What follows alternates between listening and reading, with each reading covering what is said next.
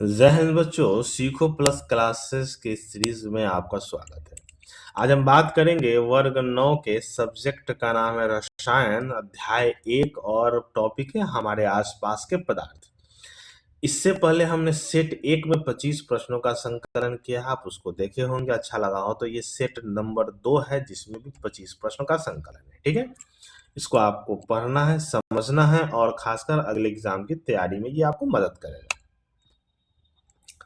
तो आइए चलते हैं पहला क्वेश्चन से। वाष्पन की प्रक्रिया से उत्पन्न होती है। देखिए, वाष्पन की प्रक्रिया जो जल में होती है वो वाष्पीकृत होने के लिए ताप लेता है हमारे शरीर से। ठीक है, और हमारे शरीर को ठंडक प्रदान करता है, ठंड देता है और ताप लेता है, जिसके कारण हमारे शरीर को क्या प्रदान होता है? ठंडक प्रदान होता है। ठीक है, अगला क्वेश्चन हम लोग चलते हैं क्वेश्चन नंबर 2।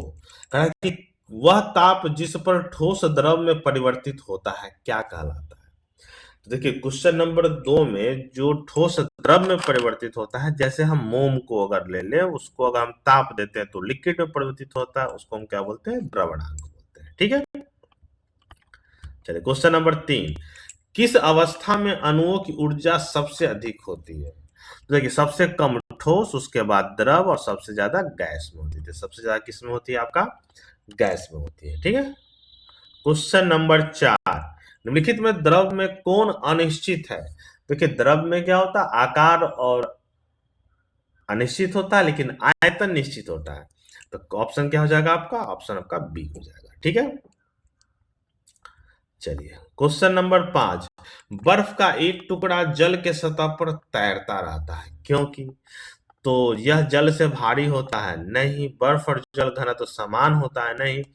बर्फ जल से हल्की होती है। ठीक है, और दूसरा याद रखिएगा, बर्फ का घनत्व जल के घनत्व से कम होता है। ठीक है, चलिए ऑप्शन 6। आर्द्र वायु में गीले कपड़े सूखते हैं।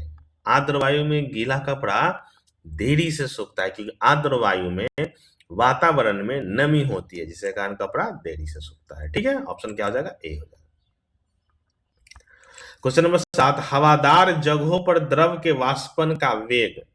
हवादार जगहों पर द्रव के वाष्पन का वेग क्या होता है? तो वाष्पन का वेग क्या होता है? बढ़ जाता है। वाष्पन 4 तरीके से होता है। एक तो सतह का क्षेत्रफल, उसके बाद आपका आर्द्रता, ठीक है, तीसरा ताप और चौथा होता है हवा। 4 प्रभावित होते हैं वाष्पन की क्रिया में। ठीक है, क्वेश्चन नंबर 8। निम्न में किसका ऊर्ध्वपातन होता है? मतलब ऊर्ध्वपातन ठोस से डायरेक्ट गैस में किसका ऊर्ध्वपातन होता है? होने की अगर बात करें तो ऊर्ध्वपातन किसका होता है? आयोडीन का। किसका होता है? आयोडीन। गंधक और ब्रोमीन लिक्विड स्टेट में होते हैं। ठीक है, क्वेश्चन नंबर 9। निम्न में द्रव को चुने। द्रव कौन सा है जो निम्न में द्रव है? तो आपका कौन सा है? जल द्रव है।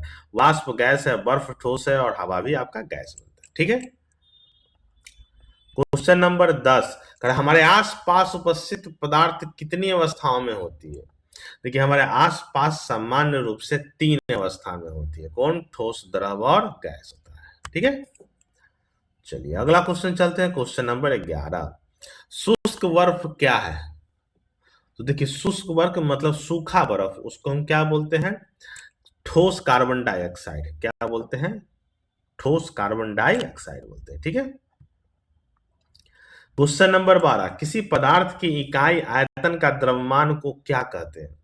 किसी पदार्थ के इकाई आयतन के द्रव्यमान को हम क्या कहते हैं? तो इसी को हम दूसरी भाषा में क्या करते हैं? घनत्व, जिसको हम बोलते हैं डेंसिटी। ठीक है, चलिए अगला क्वेश्चन है 13। गर्म करने पर गैस का आयतन क्या होता है? तो जब भी गर्म करते हैं तो गैस का आयतन क्या होता है? बढ़ जाता है। क्या होता है आपका?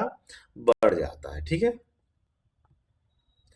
Question number 14। किसी गैस के द्रव में परिवर्तित हुए बिना सीधे ठोस अवस्था में परिवर्तित होने की क्रिया को हम क्या कहते हैं?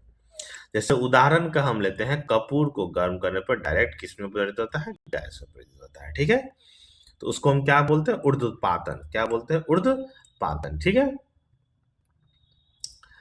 अगला क्वेश्चन है 15। निम्न में से किसमें अंतराण्विक स्थान सबसे अधिक होती है?